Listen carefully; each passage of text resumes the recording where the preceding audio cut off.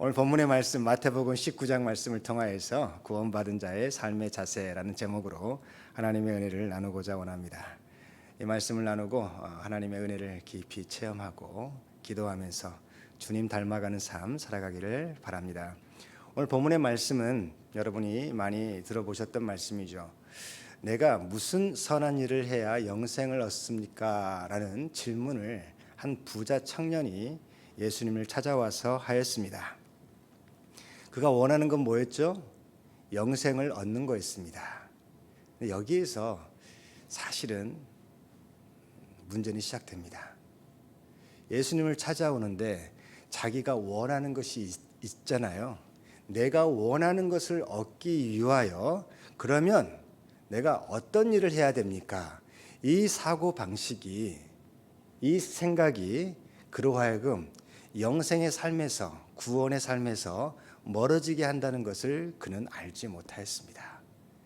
영생은, 구원은 하나님의 전적인 은혜로 주신 것이고, 그리고 또한 그 사람의 마음의 자세는 이제 주님께서 원하시는 거, 하나님께서 원하시는 거 제가 그 뜻대로 살겠습니다. 주님을 위하여서 내 삶을 드립니다. 이 자세가 영생을 받는 자의, 구원을 받는 자의 삶의 자세인 것이죠. 그런데 이 청년은 내가 영생을 얻기 위하여서 무슨 일을 해야 됩니까? 이렇게 질문을 하였습니다. 예수님의 대답이 무엇이죠?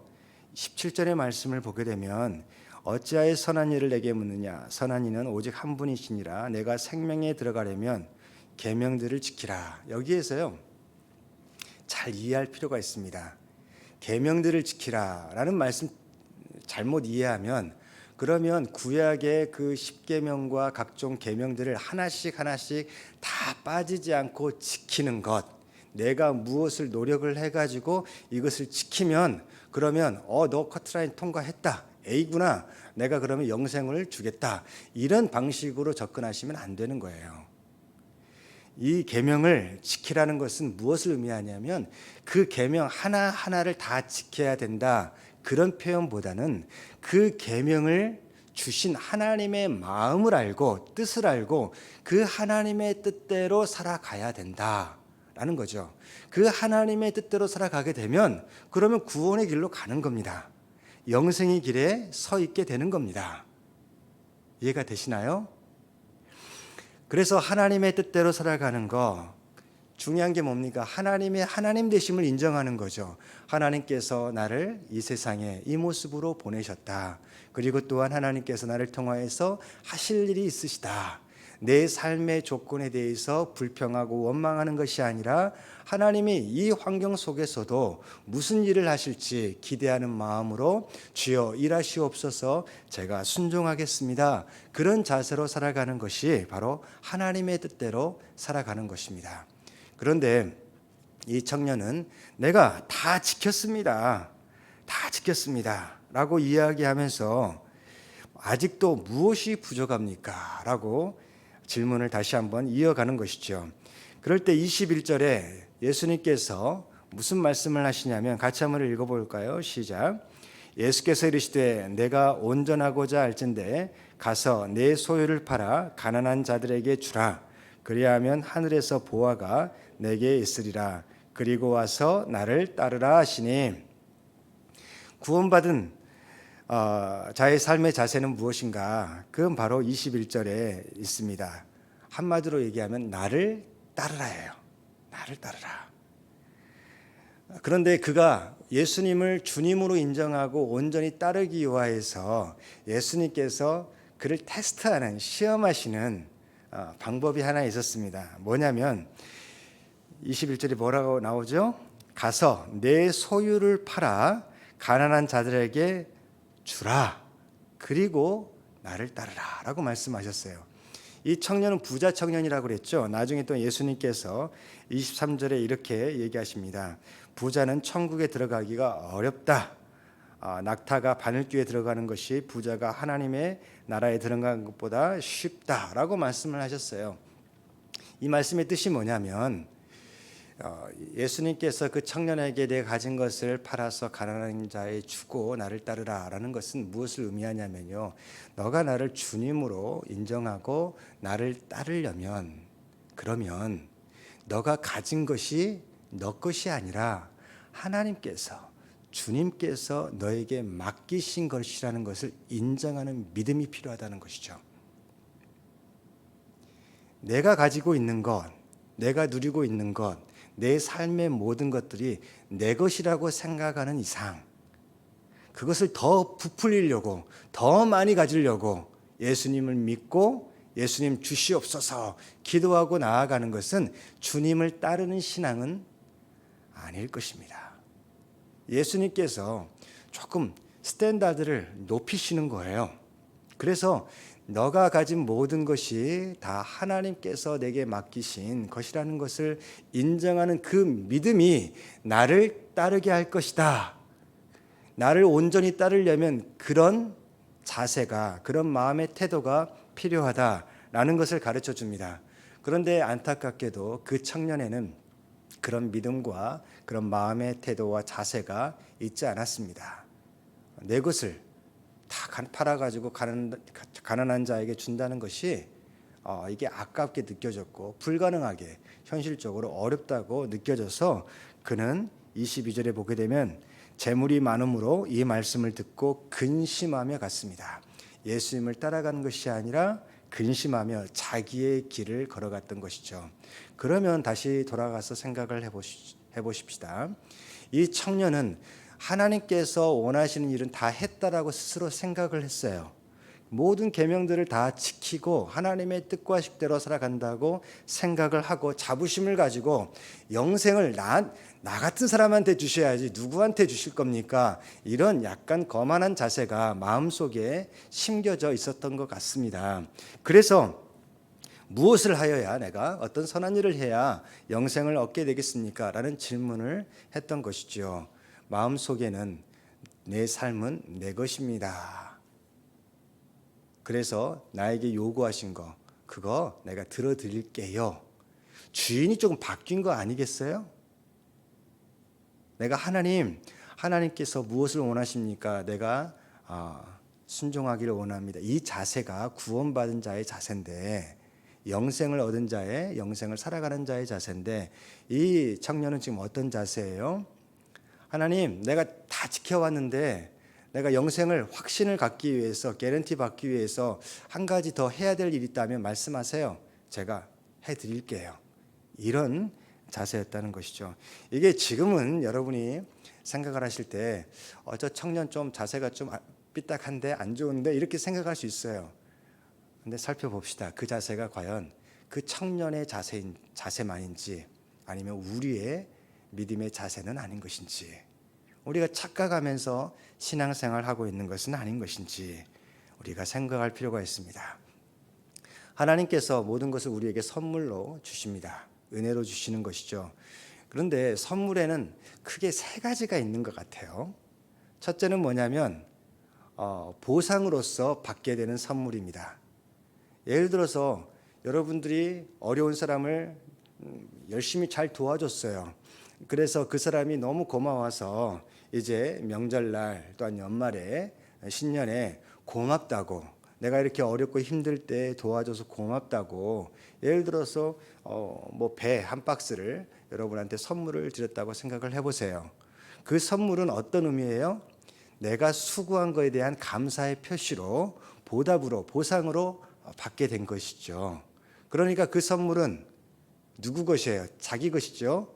자기 마음대로 사용할 수 있는 거예요. 내가 다 먹고 싶으면 다 먹을 수 있고 좀 나눠줘야겠다 싶으면 나눠줘도 선물 준 사람은 아무 의의 제기를 하지 않습니다. 그 선물은 자기의 것이기 때문에 그렇죠. 내가 수고하고 섬긴 보상으로서 받은 것이 바로 그 선물이니까 내 마음대로 처리해도 괜찮은 거죠. 또 한 가지는 뭘까요? 사랑의 표현입니다. 우리가 선물을 누구한테 주죠? 사랑하는 사람한테 주잖아요. 그래서 그 사람의 필요를 보고 이것을 좀 해줬으면 좋겠다라는 생각을 이제 마음속에 갖게 되면 그것을 선물로 주는 거죠. 그래서 아무튼 저 예를 들려다가 예를 안 드는 게 낫겠다 싶어가지고 어떤 자기가 좋아하는 사람이, 사랑하는 사람이, 존경하는 사람이 뭔가 필요하겠다 생각을 하면 기쁜 마음으로 이렇게 주고 그리고 하는 거 사랑의 표현입니다. 내가 사랑하는 자녀에게 생각을 하다가 이게 필요하겠구나 싶으면 생일 선물로 주는 것이죠. 그러면 어떻게 해요? 고맙다고. 그런데 나중에 그 선물은 누구 것이에요? 내 것이에요. 내가 마음대로 써도 아무 이의 제기를 하지 않습니다. 왜? 선물로 받았으니까.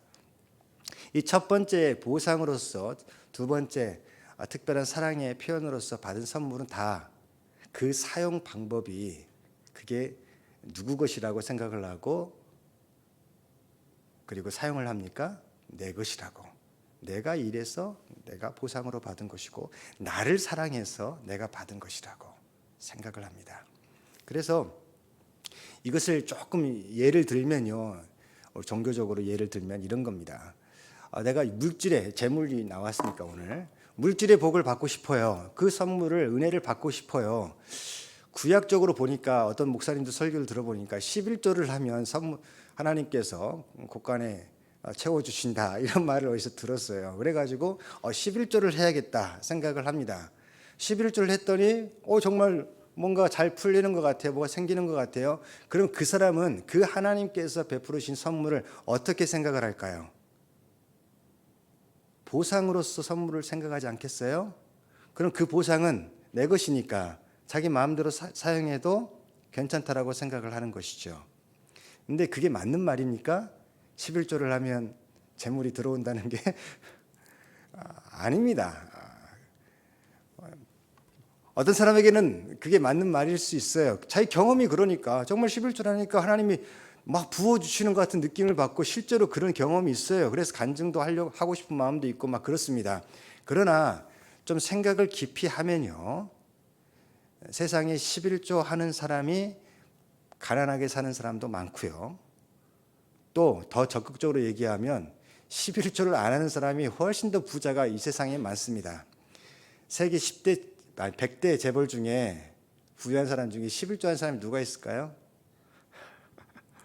이 조금만 생각을 해봐도 물질의 그 많이 소유하는 여부가 11조와 상관이 있다라는 것이 그렇게 지혜롭지 않다라는 것을 우리는 경험적으로도 알 수 있는 것이죠.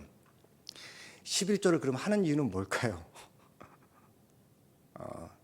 첫 것을 내 것이 아니라 하나님께서 주신 것이라는 은혜라는 것을 인정하고 내가 만몬의 신 물질에게 내 믿음을 빼앗기며 살아가지 않겠습니다. 나의 하나님은 오직 여호와 하나님, 우리 구주 예수 그리스도 믿는 믿음으로 살아가는 그 믿음으로 살아가겠습니다. 믿음의 표현이고 다짐이고 결단인 것이죠.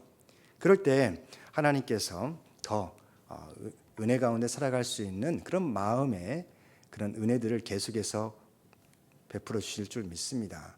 그 두 번째 또 생각을 해보면요, 특별한 사랑의 표현이다. 몸이 안 좋아요. 건강이 안 좋아요. 예를 들어서 태어날 때부터 시력을 잃거나 장애를 가지고 태어나는 아이들이 많습니다.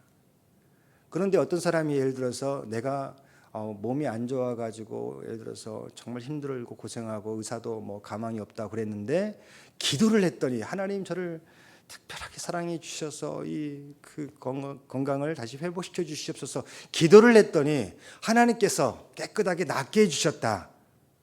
그러면 얼마나 큰 은혜입니까? 그렇죠?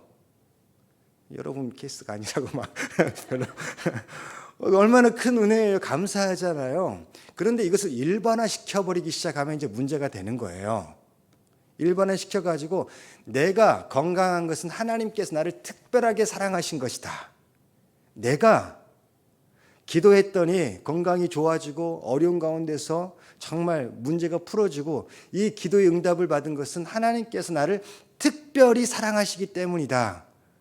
기도해도 건강이 안 좋아지고 기도해도 문제가 풀리지 않은 경우도 많이 있습니다. 우리가 알지 못하는 하나님의 섭리와 지혜가 있단 말이죠. 그런데 내가 받은 이 은혜 때문에 이 선물 때문에 하나님께서 나를 특별하게 사랑하십니다. 이렇게 간증한다면 본인은 간증하고 싶을 거예요. 그렇게. 그런다면 어떤 일이 벌어질까요? 태어날 때부터 장애로 태어나고 평생 동안 빛을 보지 못하고 평생 동안 걸어다니지 못하고 평생 동안 말 한마디 제대로 하려면 몸을 비틀어야 되는 그런 사람들은 그러면 나는 뭔가? 이런 생각은 사람들이 별로 안 한다는 거죠. 나는 그러면 하나님의 특별한 사랑이 아니라 뭐 특별한 저주를 받아서 이렇게 태어난 거, 이런 식으로 생각을 하기 쉽잖아요. 내가 받은 것만 생각을 하면 그걸 자랑하고 싶고 그것을 좀 뽐내고 싶고 나를 하나님이 특별한 사랑을 사랑해 주셔서 이렇게 잘 됐습니다. 이 마음의 그 밑바닥에는 뭐가 깔려 있는 거예요? 나는 특별한 존재예요. 나는 다른 사람과 달라요. 하나님께서 나를 더 사랑하시네요. 라는 것을 자랑하는 거예요. 그것은 조금 어린아이의 신앙에서는 It's okay. 그럴 수 있죠. 받은 은혜가 큰데 그 자랑하고 싶은 거 자랑해야죠. 어쩌겠어요. 그러나 성숙한 신앙으로 구원을 살아가고 영생을 살아가고 주님을 따라가면서 살아가는 사람들이 계속 그런 어린아이의 유치한 수준의 구약적인 그런 축복의 멘탈리티로 살아간다면 그러면 문제가 생기기 시작합니다. 다 자기 중심적이거든요. 그러면 그 사람 때문에 처음에는 뭐 교회 나올 수도 있겠지만 예수님 믿어볼까라 생각을 갖겠지만 자기는 안 되는 거예요. 자기는 그럼 사랑하지 않는구나. 그럼 내가 왜 예수님 믿어? 물질적인 복이 안 오는 거예요. 그러면 내가 왜 예수님을 믿어? 이렇게 생각을 하고 살아가는 신앙생활을 한다면 그러면 그런 생각을 누가 심어준 거예요? 바로 이런 마음의 자세, 멘탈리티로 살아갔던 사람들의 뿌린 결과죠. 또 한 가지 성경에는 선물이 나옵니다. 바로 은사로서의 선물입니다. 은사는 뭐죠? 우리가 고린도서에서 계속 봤잖아요. 은사는 하나님이 성령께서 교회를 위하여서 하나님 나라를 위하여서 주시는 겁니다. 거저 주시는 겁니다. 많이 성경에서 은사를 더 사모해라라고 나오는데 구하면 주신다 이렇게로만 생각을 하면 그러면 은사를 다 구하겠죠. 그리고 다 받겠죠. 근데 그게 아니더라고요. 성경은 그렇게 얘기하지 않고요. 하나님께서 하나님의 지혜와 하나님의 뜻과 하나님의 계획대로 그냥 나눠주시는 거예요. 달란트 비유 아시잖아요. 어떤 사람에게는 5달란트를 주셨어요. 어떤 사람에게는 2달란트를 주셨어요. 어떤 사람에게는 1달란트를 주셨어요. 그러면 생각을 해보면 2달란트, 우리 5달란트 받은 사람이 열심히 일해가지고 2배를 남겼다는 거 여러분 아시잖아요. 2달란트 받은 사람이 최선을 다해서 일해봤자 5달란트 받은 사람 이르지 못합니다. 그렇잖아요. 4달란트밖에 안 되잖아요. 5달란트 받은 사람은 가만히 있어도 5달란트가 되는 것이죠. 그런데 그 사람이 열심히 일해서 5달란트를 더 남겼어요. 거기서 말하는 것은 뭐냐면 하나님께서는 우리에게 은사를 주실 때 하나님의 뜻대로 주시는 것이다. 하나님은 우리가 인간적인 생각으로 다른 사람과 비교하면서 생각을 할 때 공평하신 하나님은 아닙니다. 하나님은 공평하신 분이세요. 그러나 우리의 수준대로 우리가 원하는 대로 우리의 방식대로 이렇게 해야 공평하다라고 우리가 이미 딱 정해놓고 그 기준에 맞게 일하시는 분은 아니시라는 것이죠. 예를 들어서 송명희 시인 여러분 저번에 말씀드렸잖아요. 나라는 그 시를 지었죠. 나 가진 재물 없으나 이 찬양. 그 자매는 뇌성마비로 살아갔습니다. 그래서 좀 죽고 싶은 마음도 많이 있었어요. 그런데 하나님께서 은혜를 주셔가지고 이제 살아갈 이유를 찾기 시작을 했어요. 그래서 시를 쓰기 시작을 했죠. 얼마나 그 시 쓸 때 어려웠겠어요.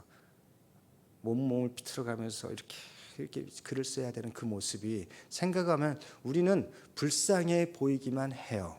그러나 하나님의 눈에는 어떨까요? 그렇지 않습니다. 하나님께서는 그를 통하여서 이렇게 말씀하실 거예요. 너 낳고 싶니? 왜 기도 안 했겠어요?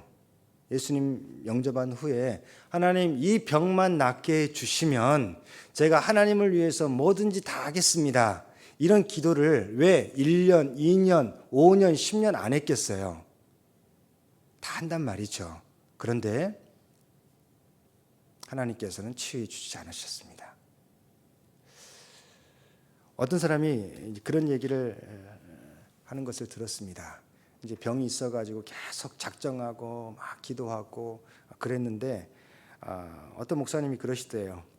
믿음으로 기도하면 다 하나님이 치유해 주신다. 화가 나더래요. 아니 내가 이렇게 기도하고 그러는데 병이 안 낫는데 치유해 주신다니 도대체 그게 무슨 말입니까? 그런데 그 목사님께서 설명해 주신 내용을 듣고 나서 내 병이 치유되었구나라는 것을 깨닫게 되었어요. 무슨 말이냐면 여러분 바울 같은 경우 바울이 병이 많았잖아요. 여러 가지 질병이 있었는데 거기에다가 선교 여행을 다니면서 또 엄청나게 매도 맞고 고생을 해가지고 병이 계속 늘어난 것이죠. 그래서 지금으로 말하면 움직이는 종합병원쯤 될 거예요. 그래서 간질도 있었고요, 눈이 안 좋고요, 안질도 있었고요, 여러 가지 어떤 사람은 또 그 허리가 굽었을 것이다, 막 이렇게 아무튼 굉장히 어려운 환경 속에 있었는데 그가 가시라고 자기 몸의 가시라고 생각하는 정말 우리가 뭔지는 모르겠지만 가장 큰 병을 하나님께 고쳐달라고 기도를 했어요. 근데 하나님께서 고쳐주지 않으셨어요. 그러면서 하신 말씀이 내 은혜가 내게 족하다라고 말씀하셨어요.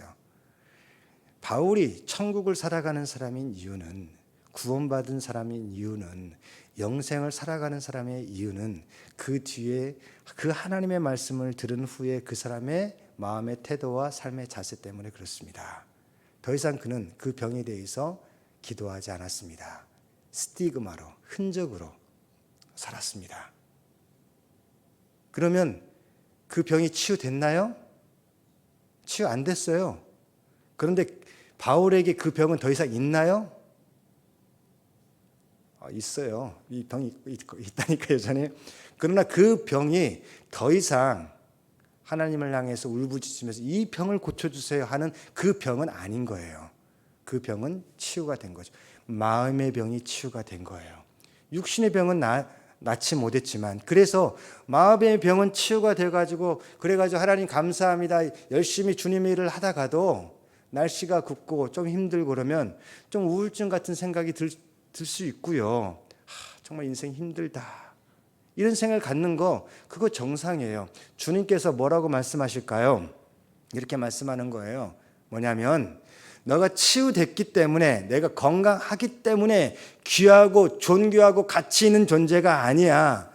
너는 있는 모습 그대로 지금 있는 모습이지만 나를 사랑하고 나를 따르고 나를 통하여서 하나님께서 뭔가를 행하시는 것을 기뻐하며 그 일에 동참하고 싶어하는 그 믿음이 있기 때문에 너는 그 자체로 귀하고 존귀하고 가치 있는 존재야 라고 말씀하신 거예요. 뭐 훌륭하게 성공을 해야 너가 하나님의 큰 은혜를 받은 사람이 되는 것이 아니라 내가 이 땅에 살아가는 이유 자체가 바로 하나님의 은혜를 받았기 때문에 이 땅에 있다 라는 그 믿음을 갖기 시작을 할 때 다른 것들은 더 이상 자기의 마음을 흔들리게 하거나 그리고 어렵게 만드는 것이 아니라 이제 좀 지장은 되겠지만 그러나 이것도 역시 나를 훈련시키시는 하나님의 계획이 있으시겠죠 라는 믿음으로 나아가는 것이죠. 그래서 은사는 하나님이 주신 선물인데요. 내가 원한다고 다 주시지 않습니다. 하나님이 필요하다고 생각하시고 하나님의 뜻에 의해서 주십니다. 은사를 받은 사람 가운데는요. 두 가지 종류의 사람이 있어요. 우리가 살펴보았어요. 고린도전서 12장 마지막에 더 큰 은사들을 사모하라. 그 길을 가장 좋은 길을 보여주겠다 말씀하시면서 13장에 뭐가 나오죠? 사랑이 나오잖아요. 그러니까 사랑은 은사가 아니에요. 성령의 열매입니다. 그런데 은사는 당시에는 방언하는 은사를 받은 사람들이 굉장히 자기를 과시하고 자랑하고 그것 때문에 문제가 생겼잖아요. 거기에서 은사 두 종류는 뭐냐면 자기가 받은 은사를 하나님이 원하신 뜻대로 살고 주님이 원하시면 뭐든지 그렇게 하겠습니다. 주님을 따르는, 그래서 하나님의 사랑으로 은사를 사용하는 사람이 있고요. 사랑으로 사용하지 않는, 자기가 원하는 것을 드러내는, 자랑하고 영적인 교만한 큰 자세로 내가 스피리추얼리 큰 사람입니다 라는 것을 자랑하는 그런 마음으로 은사를 사용하는 사람 두 종류가 있다는 거예요. 사랑으로 행하는 사람, 사랑으로 행하지 않는 사람. 사랑으로 행하지 않으면 어떻다고요? 아무리 방언의 은사, 여러 가지 외국어를 하고 또한 천사의 말을 할지라도 하나님 입장에서는 시끄러워, 꽹과리가 울리는 소리와 같다는 것이죠. 사랑으로 행하면요, 사람들이 하나님을 알고 하나님께로 나아가고 주님의 은혜를 같이 경험하게 됩니다. 이 은사는 뭘로 이어지냐면 사명으로 이어지는 거예요. 하나님께서 나에게 이렇게 주신 것은 하나님의 뜻이 있고 하나님께서 나에게 주신 사명이 있구나. 예를 들어서 오늘 본문에 나오는 부자 청년 같은 경우는 재물이 많잖아요.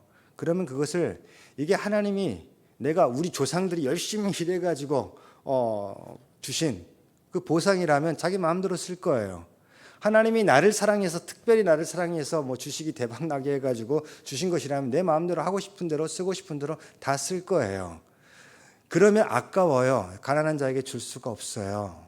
그런데 하나님이 주신 은사라면, 맡겨주신 것이라면, 그리고 필요하다면 야, 너가 맡겨준 거 이거 여기에 써라 라고 하신다면, 그 하나님의 하나님 되심을 인정한다면 어떻게 되겠어요? Yes, Lord 하고 하겠죠. 마음속에 왜 아까운 마음이 없겠어요? 있단 말이죠. 그러나 하나님이 원하시니까, 하나님이 뜻하신 거니까 하겠습니다 하고, 성숙한 사람은 오히려 그거 아깝다는 마음 말고 기쁨으로 하겠죠. 그게 성숙한 사람이에요. 그런데 아깝지만 하는 것은요, 주님이 원하신 대로 따르는 것은요, 그게 구원받은 사람의 삶의 자세고 영생을 살아가는 사람의 삶의 자세인 것이죠. 지금 이 부자 청년에게는 그런 생각을 갖지 못하였던 것이에요. 근데 그 다음에 재미있는 것은 뭐냐면 제자들이 이제 물어봅니다. 제자들과의 대화 속에서 예수님께서 부자가 천국 가기 힘들어 막 이렇게 얘기하시니까 그럼 누가 갑니까? 25절에 물어봤죠. 누가 구원을 얻을 수 있습니까? 예수님께서 뭐라고 말씀하셔요? 사람으로는 할 수 없으나 하나님으로서는 다 하실 수 있느니라. 우리가 지금 생각하면 그렇게 누가 살아갈 수 있습니까? 목사님 그렇게 살아가셔요? 이렇게 물어볼 수 있을 거예요. 이거 힘듭니다. 어렵습니다. 그러나 하나님께서 하시면 하시는 거죠. 왜? 우리에게는 하나님이 원하시면 순종하겠다는 그 믿음의 자세가 있으니까. 그 믿음이 바로 우리를 구원으로 인도하는 거니까, 영생의 기쁨을 맛보게 하는 거니까. 여러분 성경을 한번 찾아보시면 요한복음 17장 3절 말씀을 봐보세요. 거기 영생이 뭔가를 설명하고 있어요. 영생은 요한복음 17장 3절 같이 한번 찾으시면 읽어볼까요? 시작. 영생은 곧 유일하신 참 하나님과 그가 보내신 자 예수 그리스도를 아는 것이다. 이 안다는 것은 지식만이 아니에요. 인격적인 관계가 생겼다는 것이죠. 그런데 사람들은 이 3절만 알지 4절을 잘 생각을 안 해. 내가 읽고 싶은 것은 4절입니다. 4절 같이 한번 읽어봅시다. 시작. 아버지께서 내게 하라고 주신 일을 내가 이루어 아버지를 이 세상에서 영화롭게 하였사오니. 영생을 받은 사람은, 하나님을 아는 사람은 어떤 삶으로 이어져요? 아버지께서 내게 하라고 주신 일을 내가 이루는 삶이에요. 그래서 결과 아버지를 이 세상에서 영화롭게 했다라는 것은 뭘 의미해요? 다른 사람들도 그 하나님 아버지께로 나오게 하고 믿게 하는 삶을 살아가는 것이죠. 그게 영혼 구원이고 그게 제자 삼는 거예요. 이 자세가 굉장히 중요한 것이죠. 그래서 예수님께서 영생이란 무엇인가? 하나님과 함께하는 삶이다 라는 것을 가르쳐 주셨습니다. 다시 돌아가면 제자들이 그러면 우리는요 어떻게 하겠습니까? 자기들 다 버렸거든요. 가족도 버리고 삶의 터전 다 버리고 예수님 지금 따라다니고 있잖아요. 우리에게는 그럼 무슨 보상이 있겠습니까? 아직도 이 제자들은 선물을 보상으로서 생각을 하는 거죠. 우리를 특별하게 사랑해 주셔야죠. 왜? 제자니까, 사도니까. 이런 생각을 가지고 있단 말이죠. 그래서 그들은 스스로 먼저 된 자다라는 생각을 가졌어요. 먼저 된 자다. 주님께서 말씀하십니다. 그들을 실망시키지 않기 위해서, 야, 그래, 너에게 12보좌 앉게 할 거야. 그러니까 이 말이 더 이제 그들의 마음의 불을 일으키는 겁니다. 그럼 누가 더 큰 자냐? 누가 예수님 더 가까운 데 앉을 것이냐? 이런 생각들을 이제 생각을 하게 되는 거죠. 예수님께서 29절에도 말씀하셨어요. 너 이름을 위하여서 너 형제도 떠났고 뭐 다 버리고 그랬어. 보상 받을 거야. 영생 상속 받을 거야. 근데 여기에 포커스가 아니에요, 지금. 예수님의 메시지의 핵심은 그래, 너희도 영생 받을 거야. 이게 아니라 그 다음 말씀이 그들에게 해주고 싶은 말씀이에요. 30절 같이 한번 읽어봅니다. 시작. 그러나 먼저 된 자로서 나중되고 나중된 자로서 먼저 될 자가 많겠다. 너희들 먼저 된 자라고 생각하지? 내가 보니까 나중에서도 저 밑바닥인데 왜? 은사로 사명으로 생각하지 않고 보상으로 그리고 나를 특별하게 사랑하는 사랑으로 생각을 하기 때문에. 그래서 내일 읽을 말씀인데 포도원 품꾼 이야기. 제가 여러 번 설교했잖아요. 이제 여러분도 다른 사람한테 설교할 수 있어야죠. 여기 내용의 핵심이 뭐예요? 핵심이 여러분 이제 이해를 하셔야 돼요. 거기에서 예수님께서 마지막에 13절에 친구여라고 했을 때 이 친구여가 뭐라고요? 헤타리오스. 이런 것 좀 아시면 다른 사람 설교하기 굉장히 쉽습니다. 그래서 헤타리오스로 살 것인가 아니면 필로스로 살 것인가 결단해라 이렇게 설교하기 쉽잖아요. 헤타리오스는 뭐예요? 몸은 같이 있어요. 마음은 따로 있어요. 여기에 반해서 필로스는 뭐예요?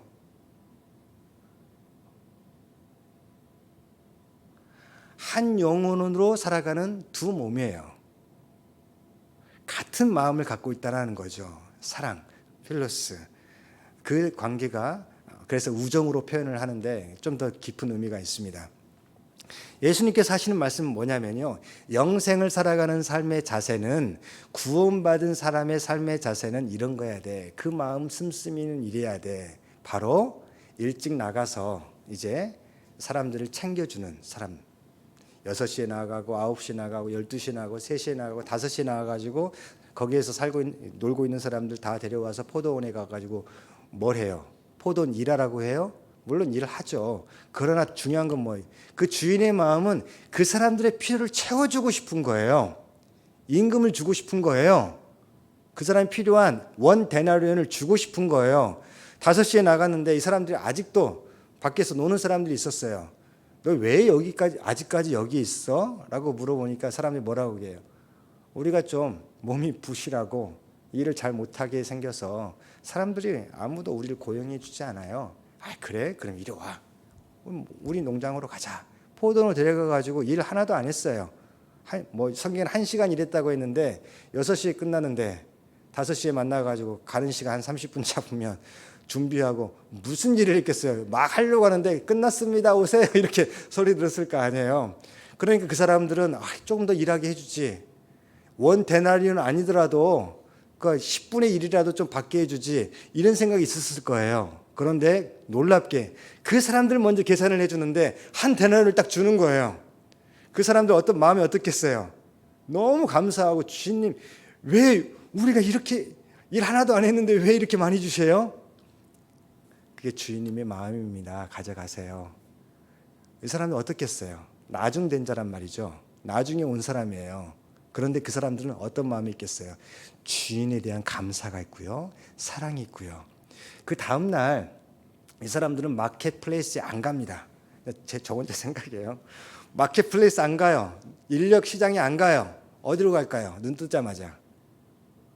그 포도원으로 가는 거죠. 왜? 그 좋은 주인을 위해서 내가 뭔가라도 해주고 싶은, 하고 싶은, 그게 내가 보상으로서 뭐 하는 게 아니고요. 그게 안오라는 거예요. 내가 기쁨이라는 거예요. 이렇게 좋은 분, 그래서 모든 필요한 사람들, 어떤 사람이라도 그 사람이 필요한 것을 나눠주고 싶어하는 그 사람, 그분의 그 일에 내가 동참하고 싶고 힘이 되고 싶고 그래서 내가 보람을 느끼고 싶고, 그 마음을 가진 사람, 그 사람이 나중되었지만 먼저 된 자의 마음을 가진 것이다.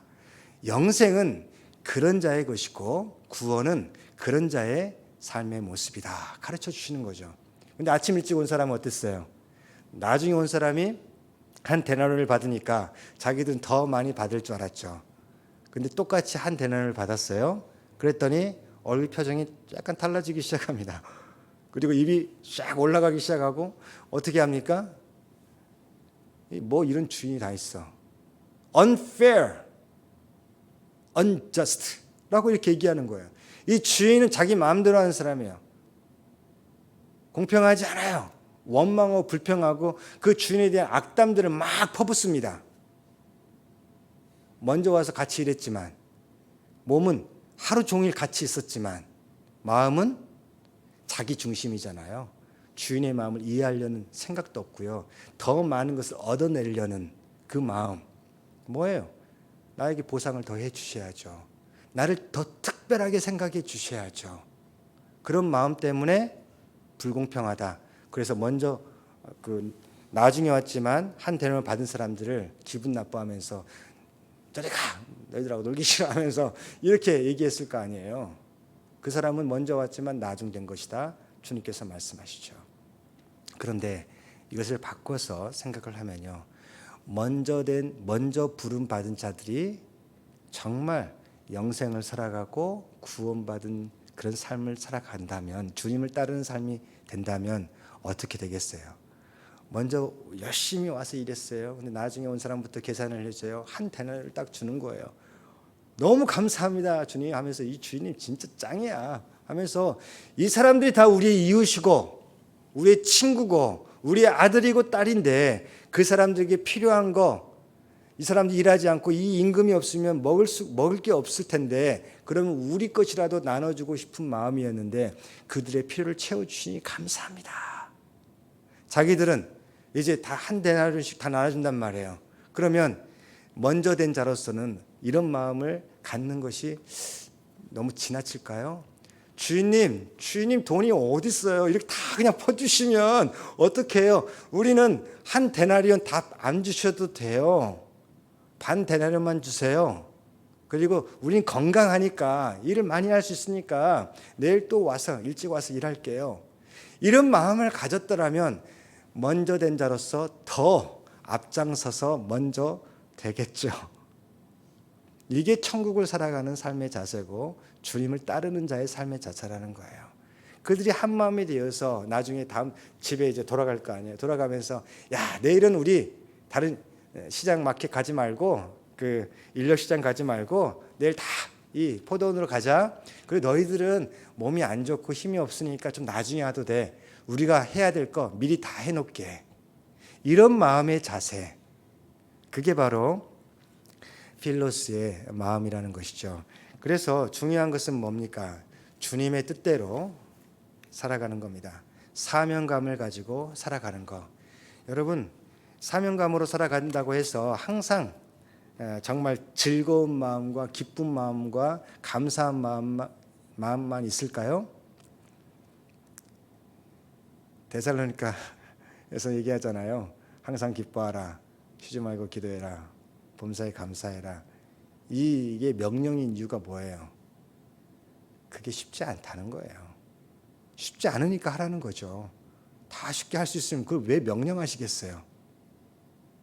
쉽지 않아요. 그래서 때로는요, 열심히 일하다가도 그리고 내 삶의 모습이 다른 사람과 비교가 왜 안 되겠어요? 다른 사람은 놀고도 이렇게 여행 다니고 놀고도 떵떵거리고 살아가는데 나는 열심히 아침부터 저녁까지 일하고 그리고 또 주님의 일을 또 하고 그런데 몸은 또 안 좋아지고 하나님 도대체 이게 뭡니까? 이런 생각 가질 수 있어요.